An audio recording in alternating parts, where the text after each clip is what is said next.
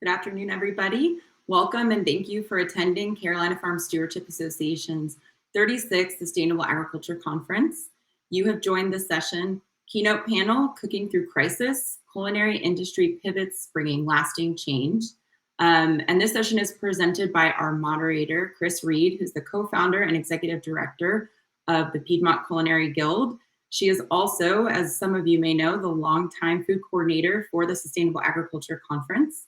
She's joined by our panelists, who are Chidi Kumar, the chef and owner of Garland, Stephen Goff, who's the executive chef of Brinehouse Meat and Provisions, and William Disson, who's the executive chef of the Marketplace Restaurant and Lounge.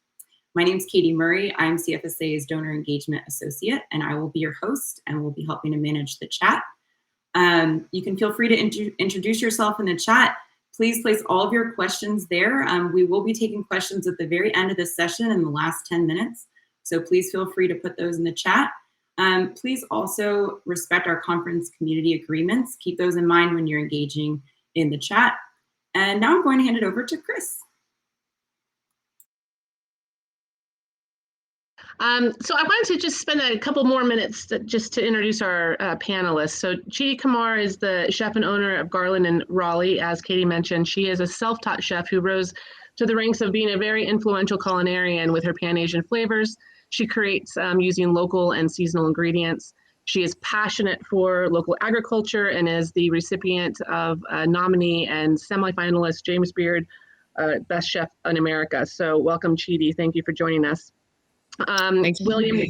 William Disson is with us, also chef and owner of the Marketplace, as Katie also mentioned, but he is also the owner of the restaurant Haymaker here in Charlotte, where I am, and also he has Billy D's Fried Chicken in Asheboro. He was born in the Appalachians. He is an expert when it comes to local and seasonal ingredients, educated at the Culinary Institute of America in Hyde Park. He is the recipient of numerous awards and accolades for his work on multiple food-related nonprofits. He serves on various councils and boards. Just very excited to have William with us. Thanks for joining, Chef. Thank you. All right, Stephen Goff is with us by phone today, and Stephen is actually, he's the executive chef of Jaryan, but the owner of Brinehouse Meat and Provisions. He is a graduate of AB Tech in Asheville and is best known for his work in charcuterie and whole animal butchery. He's been featured in Food and Wine magazine as well as Bon Appetit. He is also the recipient of the North Carolina Restaurant and Lodging Association's Chef of the Year Award. So appreciate you spending some time with us this morning, Stephen. Awesome, thank you. So let's get started. So, you know, before everybody came onto the call, the panelists and I were just kind of chatting, and, you know, there's just this general battle fatigue that's going on in the industry right now. Everyone is extremely battle weary. So, you know, in thinking of the last 19 months in the industry and the disruptions that we have faced, not just operationally, but in our own personal lives, you know, we're having to navigate our personal lives while trying to navigate our businesses in the middle of this crisis. You know, I've been thinking a lot about the work that everyone's had to do from the very beginning of this, and the concern that we all had of the protection of our employees first and foremost, the protection of our guests. Oh, so sorry, I have a dog. That's not expected. Hold on one second.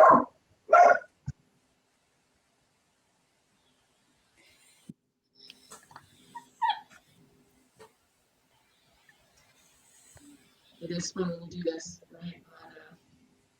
This is the conference done on the Zoom. Sorry about that, guys. So going back to what I was saying, you know, in terms of the labor crisis coupled with, you know, all these other things that we were dealing with at the front end, keeping our employees safe, keeping our customers safe, you know, managing the disruptions that we've had to manage during the supply chain situation that we've all experienced, you know, looking at this massive labor shift that's happened. You know, 1 in 4 people have left their jobs this year alone, not to mention what happened in unemployment last year, and inflation on both sides of that, the product side and the labor side. So, you know, thinking about how you have managed this entire time from the front end of this until now, what are some of the things that you've learned or some of the permanent changes that you see as a result of this crisis happening in our industry, and where do you see that you've had the most success in managing all of this challenge that we've been sort of dealing with? So I'm going to start with you, Chidi. Wow, yeah, it's been quite a year. I think initially it was such a drastic crisis that descended all of a sudden. And, from day to day, everything changed so much back in March of 2020. It was, the word unprecedented was just, kind of a daily mantra. And at that time, we knew so little about the virus. And so, we were all on like hyper safety alert. And like you said, safety was the number one consideration. And it was at that point where I think, restaurateurs like us who are small independent shops and like know our staff and are committed to conscientious practices. I think it became quickly apparent that money was not the thing that could be the guiding principle, because literally keeping revenue stable and keeping everybody safe were at opposing ends. There were conflicting interests. So that was the first time that when you're a business owner, it's anti-business, right? To artificially just halt operations and I don't know. I mean, that just felt really unnatural. And now we've kind of, been absorbing bits and pieces every single day for the last 20 months of doing things that don't feel natural. So, for me, there were a lot of changes that were, very difficult to absorb, but there was a lot of permission, I think, in terms of personal decisions. Like you said, people leave their jobs, and that's a loaded topic, and I think we can speak a lot about that in briefly. But um, the priorities of what you feel like is important became really clear, because there was nothing else. Like I really every day, and I still every day think, I don't know if I can maintain this business. I don't know if I can keep it open. And so you're forced to figure out, what really matters. And it matters to me in terms of running a restaurant and being the ingredients and keeping some sort of creative juice and that inspiration alive. So for me, it's not about the bottom line. And so there was a lot of permission and, cutting the size of my menu down, cutting back services that, didn't really feel personally engaging. So we stopped doing lunch, and we have half the menu sizes we did before, less services, and really dug in even further to just having personal relationships with farmers. And what that allowed us to do is just be able to change our menu as often as needed and as often as we wanted, because that's literally the only point of joy that there is right now in this in our day to day. So in terms of being relative to this conversation, I think it's been more productive to just focus on seasonality and think about food in the most inspiring form as possible. So, and what you said is so perfect. And I actually wrote some of that down in terms of not just prioritizing, but getting really comfortable with being uncomfortable and doing things that are not natural. Exactly. In this industry, we are very regimented. And so it's all about mise en place. And we kind of had to throw everything out the window when this all happened. I feel like everybody had to sort of recreate their own business model to make it work. And so I'm glad that you stayed with it, Chidi. I'm glad that your business survived. So William, how about you? So what are some of the things that you did at the front end of this that helped your business to survive, and what are the things that you are carrying on as a result of it? Well, to echo what Chidi said, it was very unnatural, very unnerving, very anxiety provoking to take everything that I had worked, my whole career for, and just say, well, we're going to shut it down now. There was a lot of two-finger pours of whiskey many nights, going, oh my God, what's happening? This has all been for nothing. But I can now say I've made it through the Great Recession and through global pandemic. And I think the one thing I learned from the recession as a business owner was you have to learn how to whittle it down to nothing, right? And you really, as a chef, like I love to be in the kitchen, head down, hands in the food. But I learned that I also had to be head down and hands and head into QuickBooks and into my profit and loss statements. and really understand my restaurant, not just as the operations as the kind of chief creative officer, so to speak, but more towards understanding the financials. I think a lot of us as chefs, we get into this because, we're a little crazy and we love to create, and we love beautiful, delicious food, and we love to make people happy. I know that's why I love it. I mean, to be able to feed somebody something and they say it's the best whatever I ever had, you made my day. I mean, that just fills me with joy. Right. But when, as a business, when we shut down, it was like, I have all these people that depend on me for a job. Their families depend on me. And it was a lot of stress and a big burden to carry on our shoulders. But I think the one thing I learned was that with all these stressors and anxiety, there's a certain low point. But at some point you bootstrap up and you say, okay, time to go kick some butt and we'll figure this out. And I think the one thing it showed me was that, through creativity and through perseverance, we've been able to kind of flip our businesses around and really push ahead to the future. So I'm going to touch on some of these points a little bit more after we talk to Stephen, because I think what you just said about whittling it down to nothing, I think that has been one of the challenges for a lot of us on the chef side of it is, the creativity drives the business. And once the accountants get involved, you're in the wrong place, you're in the wrong business, and I've just come from a job doing a lot of that kind of work, as you know. And so, when you have to step back from that creativity and really understand your cost of goods, and decisions have to be made on that front to keep your business alive, that's a really hard place to be as a creative. And so we're going to talk about that more, because that has a lot more to do with our subject today. So Stephen, what are some of the things that you had to do at the front end? I mean, I know Oxbar, you were open at the front end of the pandemic, correct? And then you kind of had to whittle that down. Yeah. I mean, with that, it was just like looking, for me as a business owner there, it was looking at, I guess I'm stubborn, and I want to do, like you need to look at your business and be like, okay, this is what we're set out to do. This is what we're supposed to do. And if we can't do that, then let's do something else, So switching to the truck, taking a job elsewhere.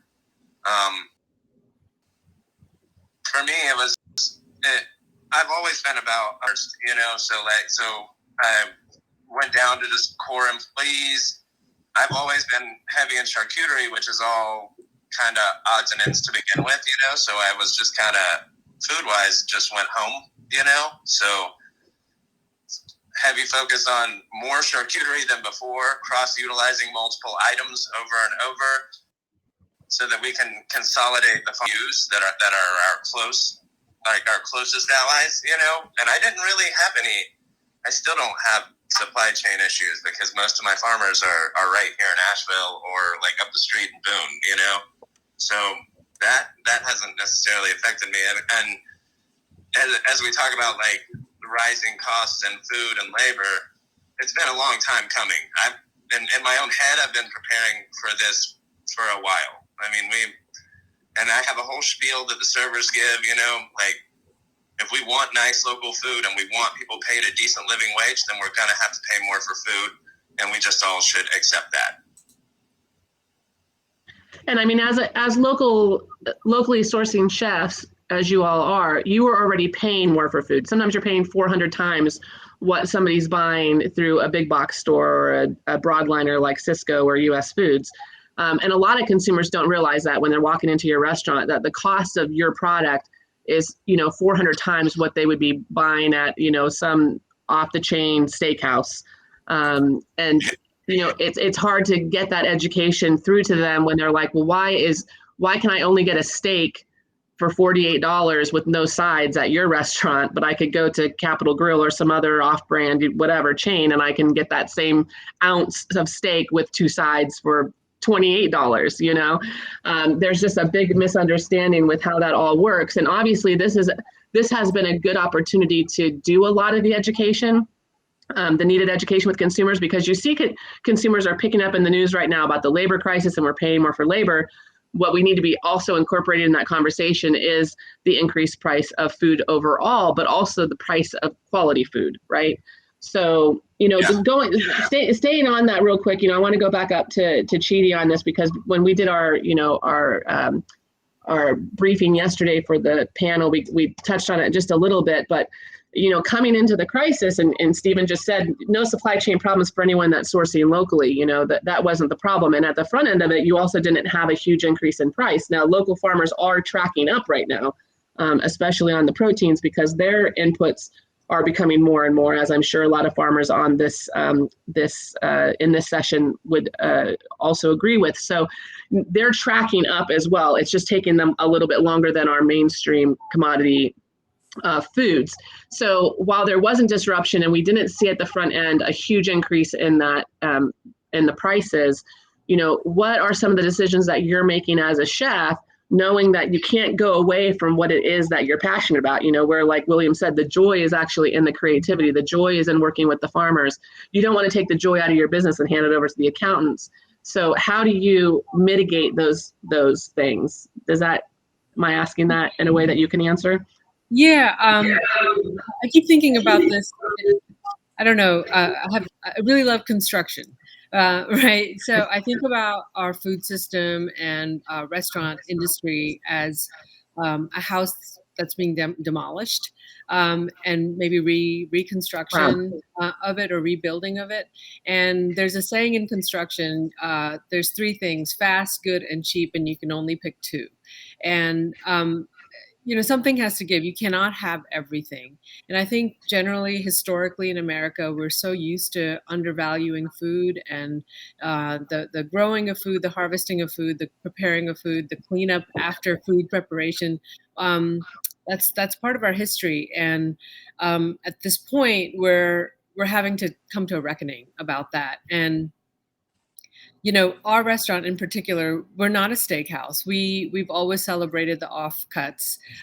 We believe in taking humble ingredients and letting and celebrating them, really. So for us, being creative about things and putting a lot of effort into something, I think the other two chefs on this panel are of the same mind. That's just something we do, and if it means that we have less protein on our menu, fine. There are a lot of there's a way to balance a menu, and I think it's about flavors for sure, but it's also about financially, you have to be cognizant of the cost of your food when you're running a restaurant, when you're a chef, and balancing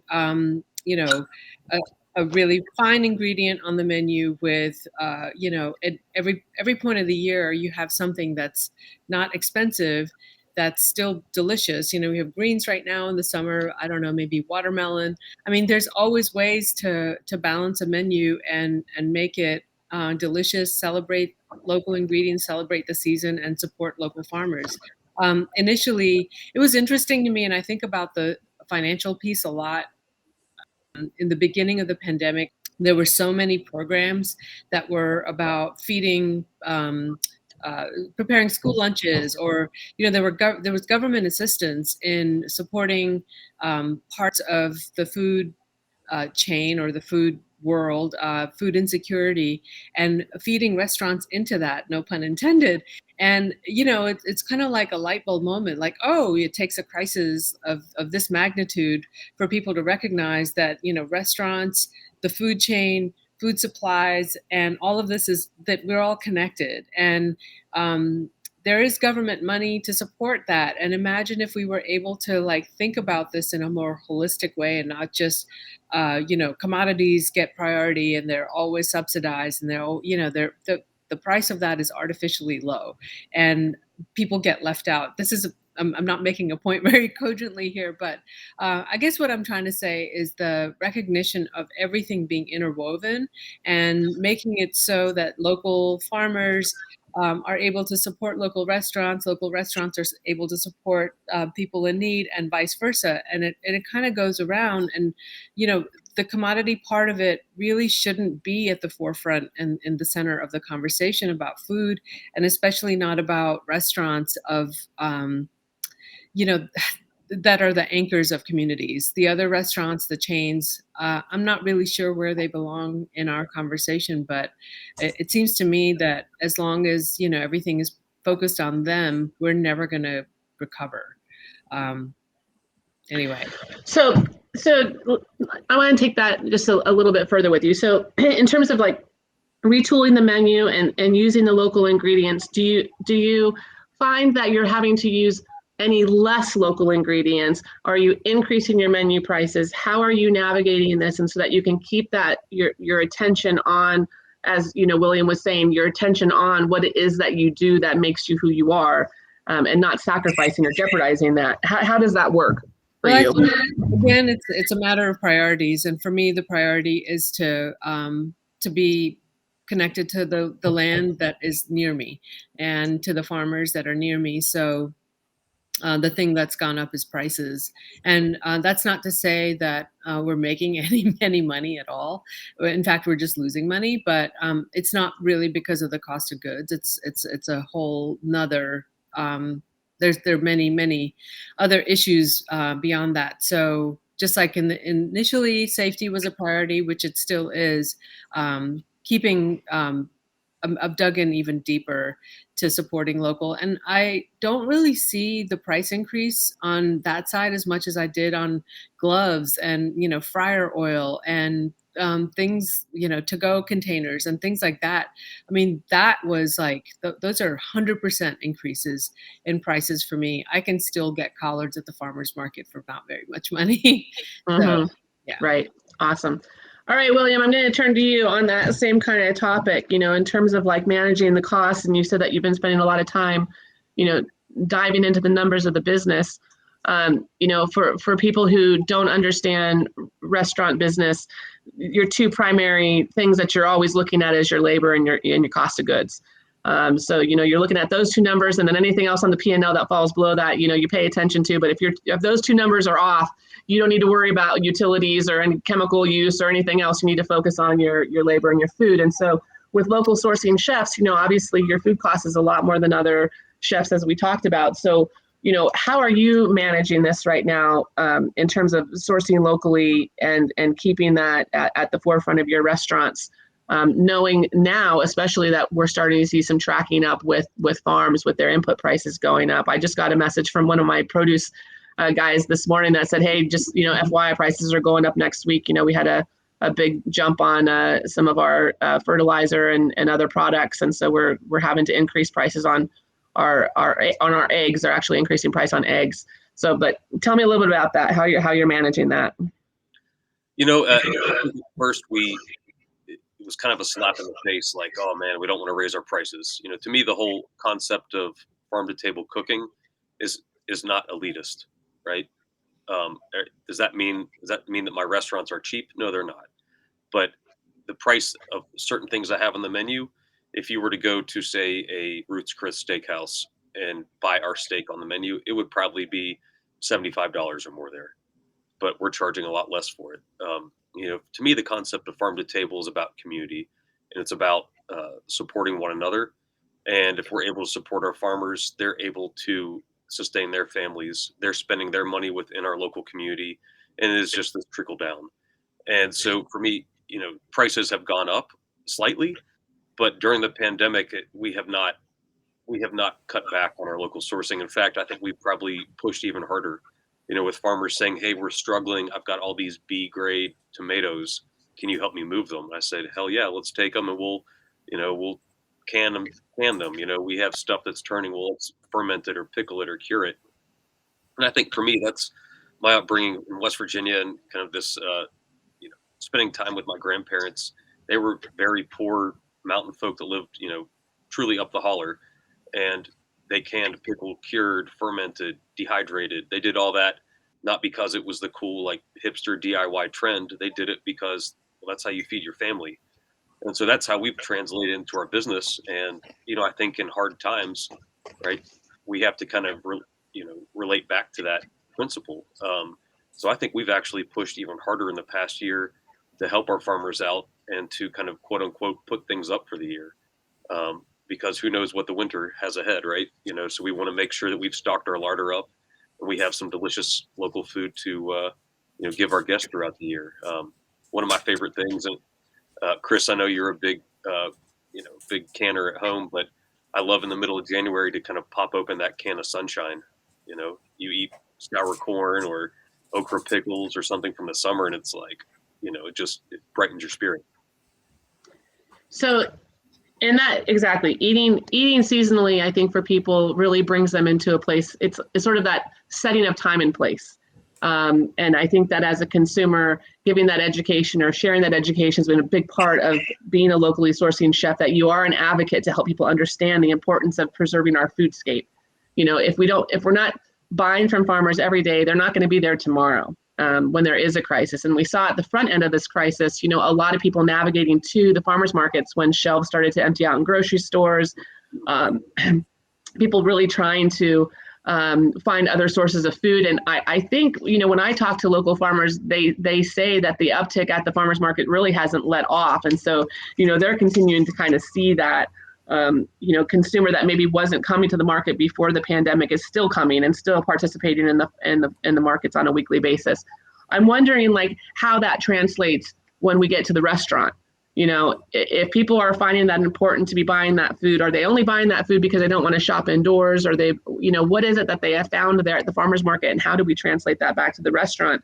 So it's almost sort of like reverse marketing. We used to be the voices for the farmers. Now are the farmers being a voice for us almost? Do you know what I'm saying? So, Stephen, on that topic, you're primarily, and, I know that there's industry in Asheville, but Asheville's a big, tourist town. Do you feel like in that community people are demanding local at a higher level since the pandemic? Has there been a change in how people see local in your eyes up there when you're talking to people? What's happening on the ground there? I mean, it's been an uptick, but and that's why I love Asheville. It was already, it's pretty much, the common way to purchase in Asheville, it feels like. The farmers markets are always packed. We have one every single day of the week somewhere in town, outside of the state farmers market that we have as well. So, there's been a slight uptick, but it's hard to tell here because it's like the farmers market is always packed. Right. So in that, when we were talking about, the idea of cost for you as a restaurateur or a chef, these people going to the farmers markets, whether in a tourist town or not, or in Asheville or not, do you feel that the consumer will value that maybe wasn't going to the farmers market before, will value local food at a different level now? Or do you feel that, go ahead. I've definitely seen more people that I didn't expect to value it. You can usually, a lot of times you can peg someone. Someone might look more, I don't know, I hate to say it it's like a Joe, like an average Joe that might not have valued it. And they seem to love it. I talk to up the tables at the restaurant. I go out. I personally give the spiel a lot, because I am so adamant about what we do, and some of the cost saving things that I've done have been most of your beef farmers are trying to get rid of tallow. So my fryer stays full of tallow now. That's just what it does. I've switched to, I started making this pumpkin bacon, so instead of having to make bacon or use meat, I can cure, smoke, and dehydrate pumpkins. You know what I'm saying? Lots more handmade pastas, even more emphasis on whole animal.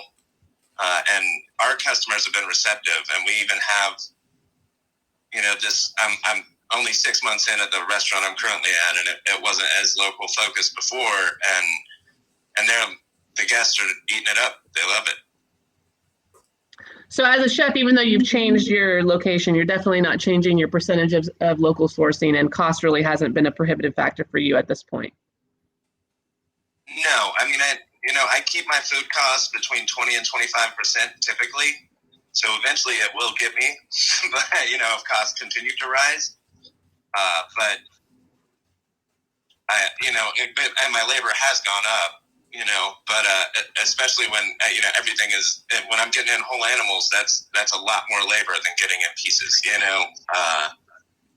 but Well, and it's a lot more labor and it's a lot more skilled labor, right? So that's an important part too, is, restaurants struggling with this labor thing has been not just the lack of labor, but like a diminished amount of skilled labor that I personally have struggled with the last 10 months, and it's always been a situation, not always, but I would say we were talking yesterday about 2012 is when I started to see this labor problem with CFSA, with the conference. And, as Katie mentioned, I've been doing conference coordination, food coordination for CFSA for over 10 years. And about 2012 is when I started to get a lot of pushback from the chefs in the hotels saying, we just don't have the staff to like peel and cut the butternut squash. Can you get it cut somewhere else? Or, what can you do? And, in our supply chain on the local level, there's not a lot of processing facilities that are going to do that, in the same way that we don't have a lot of processing facilities for, I don't know, goat or chicken, or, we're really on our own if we want to be able to have those local products on our menus. And so the skilled labor piece of it has been a huge in terms of, managing this, because when you're dealing with local produce, it's not coming in ready to go. So I think that that's a great segue actually to talk a little bit about, how labor has impacted our operations and how it has influenced our decisions that we're making, and how potentially it's going to influence, where we go as a farm to table community on the restaurant side. Because if you don't have that skilled labor that's willing to do the process, where does that leave us? So, I'm going to give that one to you, William, to start with. Yeah, that's a really tough one. We struggled for a long time after reopening to get staff back up, and it was, blood, sweat, and tears. We'd hire people, they'd stay for a couple weeks and leave. And we're very fortunate that in the past, pre-COVID, in the old times, people stayed with us for years. I still have folks, I've got some people who have been with me for 10 years. We had a whole team of those people that, some of them didn't come back. So the difficult part, right, is then recreating the culture, right? So that's something I've really focused on, is that, even more local sourcing, but then also recreating the culture to our staff and taking the time to storytell to our staff to let them know that, hey, we're going to create a safe, wonderful environment to work, use local food, but let's tell you the story about why these ingredients are important. And eventually you start getting people to drink the proverbial Kool-Aid, and you start to build that culture back. In terms of getting people in, we're, knock on wood, we're fully staffed at all of our restaurants right now. But it's been blood, sweat, and tears, and taking a lot of hands-on time. In the past, I would put ads out, respond via email, hopefully set up a meeting. Now I'm like emailing, calling, texting. I'm like harassing candidates to say, come in, we want you to come in. Let me tell you about the restaurant, right? And I'm telling people to come work for me. And in the past, it was kind of like, hey, we put out an ad, we've got a great place to work, come on over. And I'm hopeful things kind of start to even back out in that manner too, but it's certainly been an interesting challenge. And Chidi, what about you? Like, where are you at with staffing? I mean, in terms of having your original staff, or are you fully staffed? Are you finding the kind of staff that you need or want? What's your staffing situation?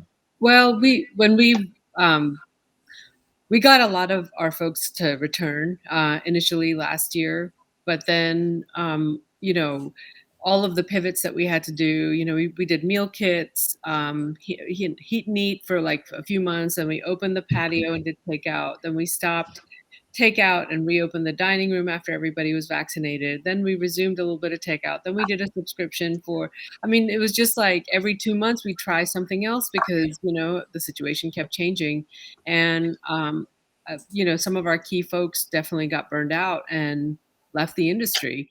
And so challenge is kind of an understatement. It's been really hard. New hires are not of the same skill set.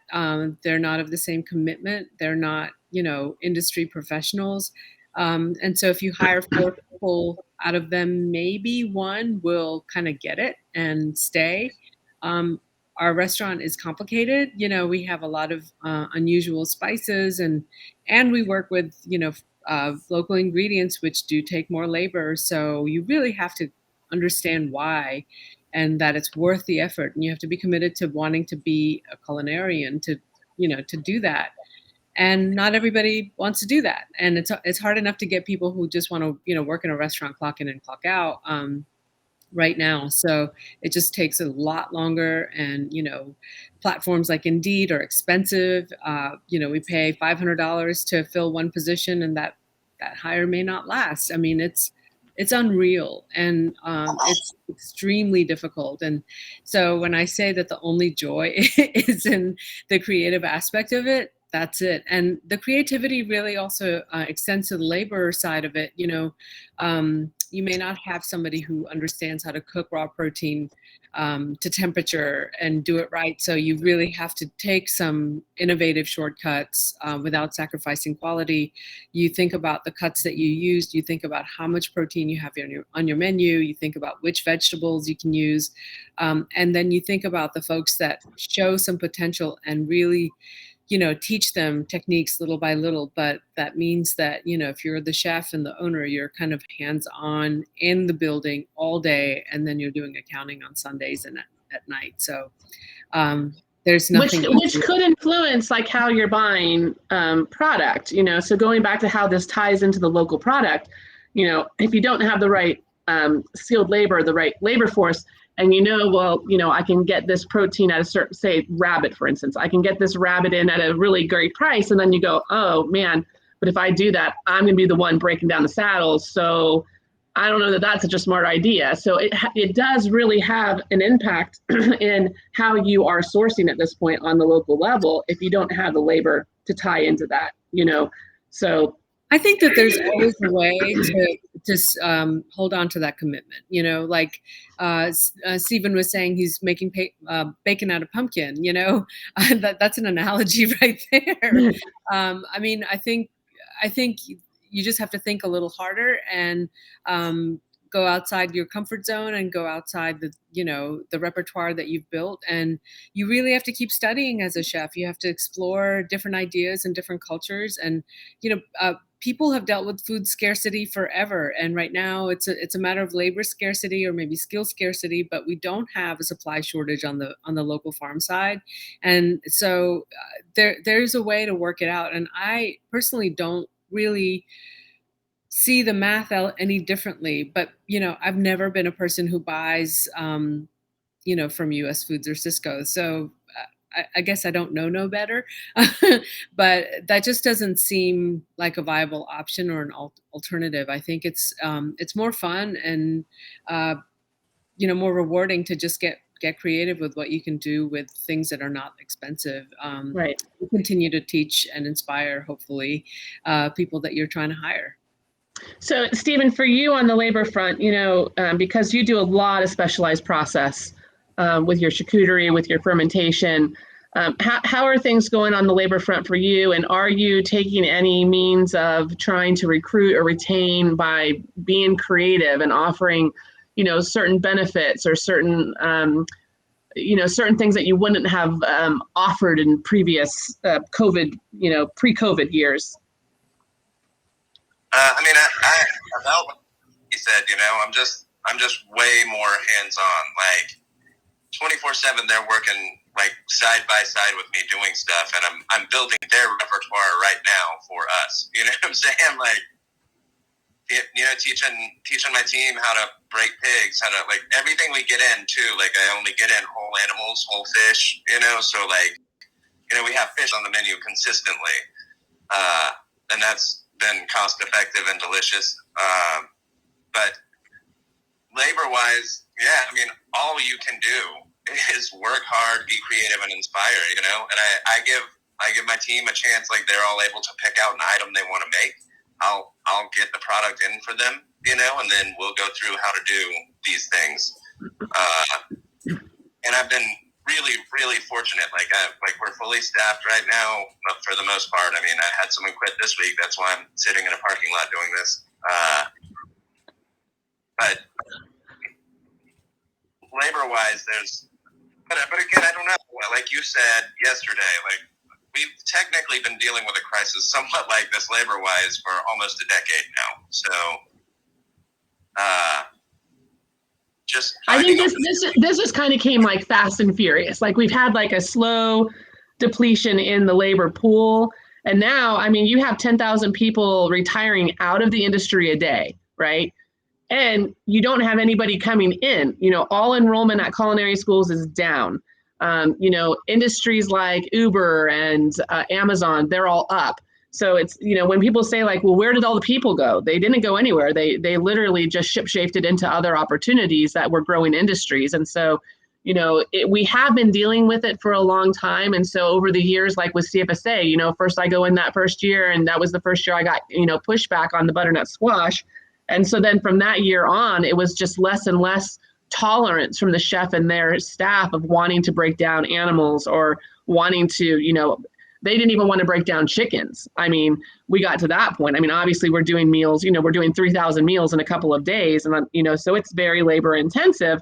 But what I'm saying is it kind of stepped up every year that I saw. And that was just at CFSA, you know, in my job in the industry as a consultant, and, you know, working in different positions.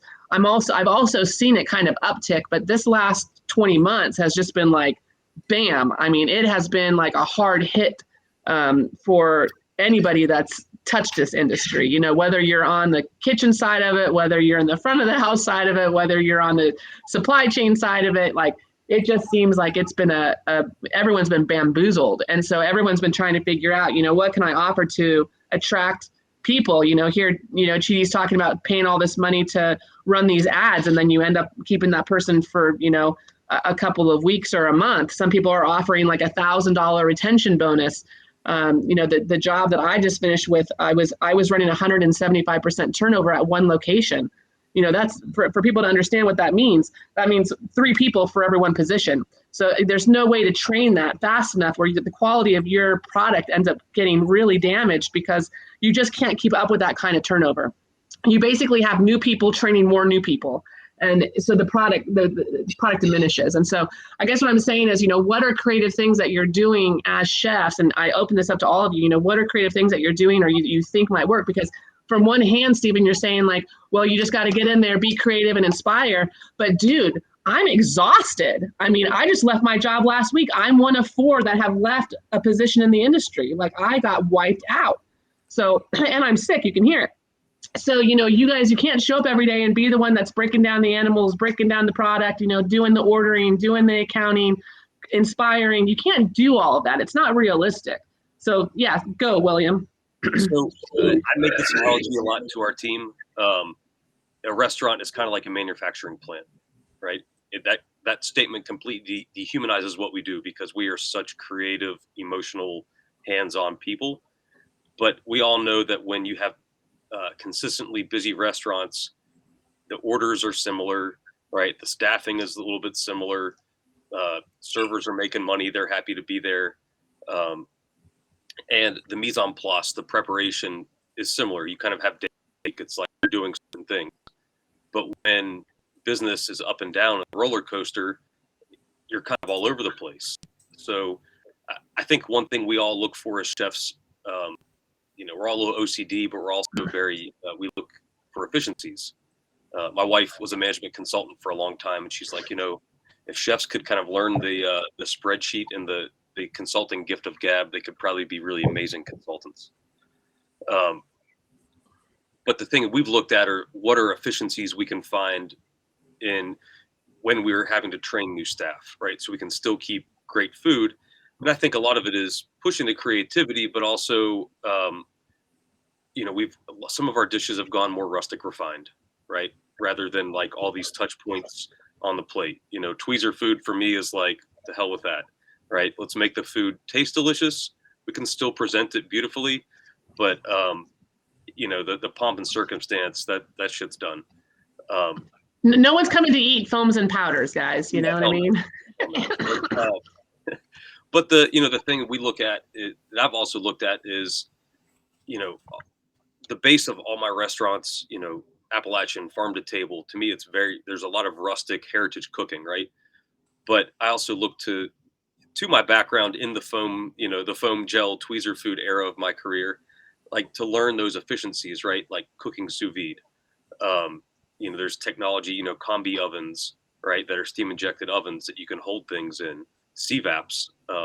That to me, like we've thought about at some point redoing our line at the marketplace and putting in a bunch of CVAPs and then having, wood grills and griddle tops where it's just, all of the kind of high end labor is the prep cooks in the morning, and the PM is just assembling. You still get really high quality food, but there's less of a knowledge base needed for service. And it's kind of blowing my mind. I'm trying to figure that out and if that would work, but it seems like there could be some efficiencies, and if turnover is something that continues in our industry for years, we would still be kind of on the winning side of it. Yeah, that's exactly. I mean, we actually did. We got rid of a bunch of our equipment. We didn't get CVAPs, and then in hindsight, I wish we had. But we got a combi oven, and we're leaning in really hard on sous vide and things like that. I mean, you're exactly right. There are ways to present stuff, and it's still beautiful and it's still delicious. But yeah, you shift where the focus of the skill is. And, I think a lot of folks who we're trying to hire don't want to work at night anymore. And I find that that's a big challenge, but the day prep people seem to be staying. One thing we also did was change around our tip structure. And that was kind of expensive because what we're doing is paying our front of house staff a minimum of $8 an hour. And that allows us to take all of the tips and spread them throughout the entire hourly staff. So kitchen staff is making the same or a little bit more base wage as before, but then they're getting to add $4 to $6 an hour per person per shift per hour. So it's it's an investment on our side, but just kind of thinking about all of the things that are broken in the industry and trying to fix them a little bit, baby steps. This is not, I mean, at some point we'll get rid of tipping, but in the meantime, making the weird laws that we have about sub-minimum wage payment work for us, even though we're paying for it. I don't know. Whatever it takes, Hey, I just want to say real quick to the audience, we're going to be going into Q&A here soon. And so if you have any specific questions that you wanted to ask of our panelists, now's the time to go ahead and start putting those into the comment section for us to go through. So Stephen, on that topic real quick. So, are you guys sort of, as William and Chidi were talking about the idea of sort of retooling the kitchen as much as they're retooling menus, are you seeing that as something that may be a viable thing going forward to address the labor situation?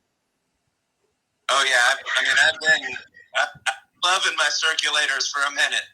Like all our steaks can be circulated to rare, and from there they just have to get marked off. So I know that, and I also I keep always 2 sous chefs, rather than 1, because that's 3 of us in the morning that we know we care, we know we have the skill. We can knock all of this out, and then the less skilled labor that comes in later, they can learn with us as they come in, but they don't have to temp a steak that well. They don't have to do things that well because we did it for them in the AM,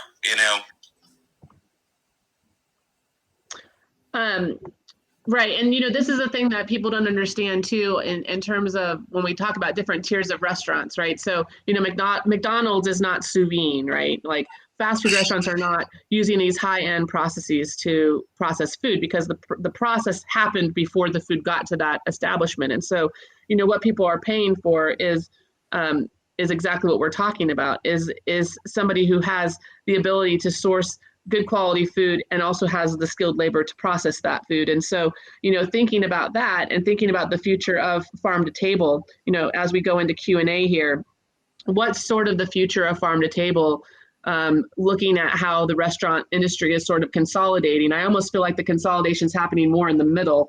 So the middle type restaurants are going to be sort of fleshed out where you're going to have sort of that quick service environment and the fine dining environment, the sit down restaurant. I think those quick service, it's like the middle class of America is waning, it's like, I feel like that's somehow it's depleted. There's not a lot of opportunity there in the middle. And so thinking about the future of food, how does that look for the farm to table around restaurants? Do you think that you'll be able to continue to do the local sourcing? Is that only going to be at the high end restaurants? Do you ever think that will go down the opposite direction? What can we look forward to after this crisis, the long emergency we've been going through? Go ahead, William. I think I could tackle that one. We have 2 casual fine dining restaurants and also a quick service fried chicken restaurant, Billy D's Fried Chicken, which we're actually in the process of opening another one. And it's still based on local sourcing, farm to table, but in a kind of quick service, lesser price point. Is it as cheap as McDonald's? No. But we're still able to find great product. But I think what we found is that rather than having a huge menu, we've whittled it down to like 10 core menu items. And let's add technique to it. Let's use things like CVAPs that can help us hold product at a great, for a period of time and still be able to put out high quality. But when you have maybe lesser trained staff, there's not a whole big menu of things to work on. It's just a couple of things and say, look, let's do a few things, but do it great. Right. What do you think, Chidi, about the future of food and farm to table? Well, I think there's probably we're going to lose a lot of restaurants, and we already have. But honestly, some of that middle noise needs to go away. There have been a lot of restaurants that were disguised as great, locally sourced or whatever. I mean, it was just a hoax, And I think it's time for people like William and those of us who are committed to doing this to figure out what's our quick serve concept and what's our fine dining concept and everything in between. The big giant places with the same menu over and over across America, sourcing from nobody or whoever, they don't care. That just needs to go away. They're taking up space and they're clouding the conversation. And we need a commitment from the people who are in this industry to what's important, and we need to influence policy in order for that to be supported. I think that it is possible for even chains to be locally sourced. I think there's no shortage of farmers in this country. We just have to figure out, look at the subsidies that are keeping the price point artificially low for places that aren't committed to the health and the wealth of the farm community in this country. Right. Stephen, what about you? Future of farm to table? I feel like we've seen it steadily increasing for a long time. And if you look around Asheville, there's a lot of little fast casual joints that are really serious about their locally sourced materials. And I see it only growing, but being in it, it's like we're in an echo chamber. So I'm always thinking it's getting better, Mm-hmm. But I really think that it's the way of the future. We're very near to people expecting that everywhere. I can feel it just from the questions guests ask me at the restaurant, and just seeing all these locally sourced fast casuals pop up. Good. That's very optimistic. We're going to go into a little Q&A. Katie is feeding me some questions that are coming in from people that are watching. So first one here is, and feel free to jump in here anywhere you want to, the three of you. When it comes to the production side, what do chefs want to see from farmers? Who wants to jump in on that? Go ahead, William. I think communication is key. It's farming is even harder industry than running restaurants.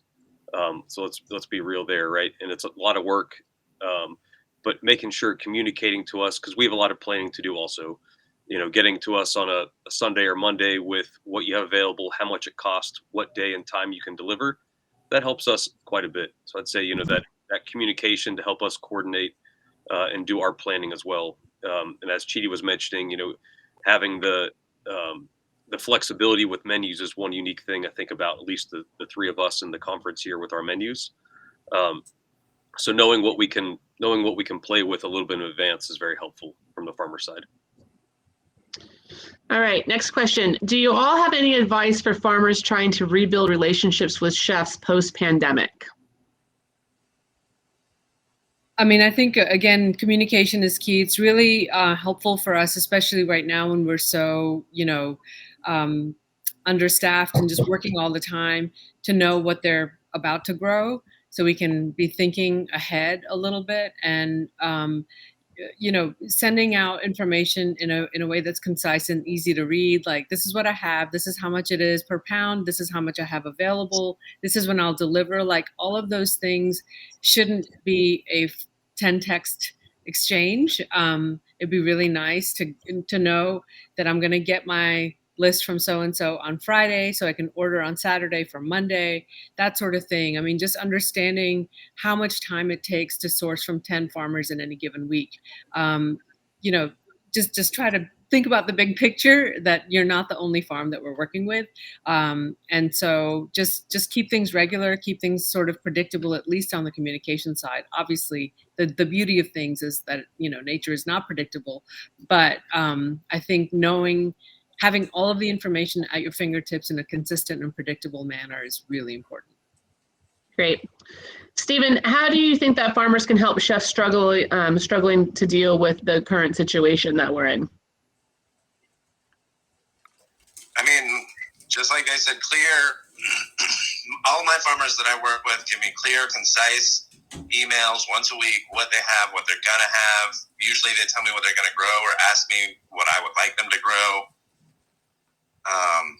I mean, I do a lot of pivoting for whatever they have, and for me, I've built a lot of techniques I can apply to multiple different things, that makes my life a little bit easier, because then I can train somebody one thing that we can apply to multiple items. But on the subject of farmers and us, just clear, concise communication is beautiful and wonderful, and we appreciate it. And how about, is there any room for small batch value-added products from farms to restaurants? Yes, So, William. A couple of years ago, right before the pandemic, I do work with the Monterey Bay Aquarium, and was on a panel, and my chef crush, Rick Bayless from Chicago, was there, and I was fangirling over him the whole time. And he's kind of the farm to table guru, of Chicago, right? And I said, well, what do you guys do in Chicago? Your grow season is only so long. How are you supporting local in the winter? And he said, that's interesting. He said, about 15 years ago, I worked with some local nonprofits and got grant funding for a lot of my small farmers to build freezers on their farms. So in season, I would buy all their A-grade products. They would sell to farmers market. They'd make good money. But he said, all those B-grade products, I want that for my salsas, my moles, my sauces. Freeze them all, and then you have a product to sell me in the winter months. I'm on the board for the Appalachian Sustainable Agriculture Project, and something I've been trying to get them motivated to find grant funding for a long time, because people want tomatoes in the winter. They want strawberries in the winter. They want peaches in the winter. I believe in seasonality, but I also believe in preservation. And I think if we could get more funding for farmers to put a freezer on their property, and then chefs like the three of us that are on the call communicating with these farmers about, hey, we could take 50 pounds of frozen tomatoes a week from, December through May. How great would that be for the farmer? They'd still have a source of income in the winter months, and we'd be able to use some great local product for sauces and whatnot on our menus. Awesome. And what about, Chidi, what do you think about value-added products from farms? Would you use value-added products from farms? Sure, absolutely. I mean, I think that there are ways to be super creative. I think grants are kind of a thing that opened up during the pandemic, and I keep talking about policy change, but there were a few programs that I thought were really innovative. Counties in America still have a lot of money from federal support from last year, and a lot of it is allocated specifically for food and beverage. And we tried to get this going, and the Lee Initiative in Kentucky actually was successful with this program. But they basically prepaid farmers for invoices that restaurants, had with them. So basically, they would say a farmer is selling to us something for $5 a pound, their cost might be $2 a pound or whatever. The grant money is for the $5 a pound price. So not only does it reward the restaurant for buying from the farmer, it covers that invoice amount to a certain limit, but then the farmer gets to keep that balance. So it's a win-win situation. I mean, things like that, could really enhance the ability of a farmer to work directly with restaurants and not, have to only do farmers market or pivot so much to CSAs. Value-added items like, I buy herbs that go to seed. To me, like that's value for me, and it's helpful for the farmer to not have to throw that product away. Great. Well, and Stephen, do you have anything on value added? Would you be interested in seeing more value added from farms? Yeah, absolutely. I mean, I currently have 2 farmers I buy that have freezers that, I buy their B-grade products to use for sauces, purees, etc., and they just bring them to me from their freezer, when I need them. So last question, because we're kind of coming to the end of it. Stephen, what's the best way for a farmer who you're not currently doing business with to get a hold of you or to share what they grow with you? What's the best way for them to do that? Email. I'm always on my email. Or, I guess they wouldn't have my phone number, so texts are great too. They're the best way. And I'm not a weirdo, and I have my personal number on everything, basically.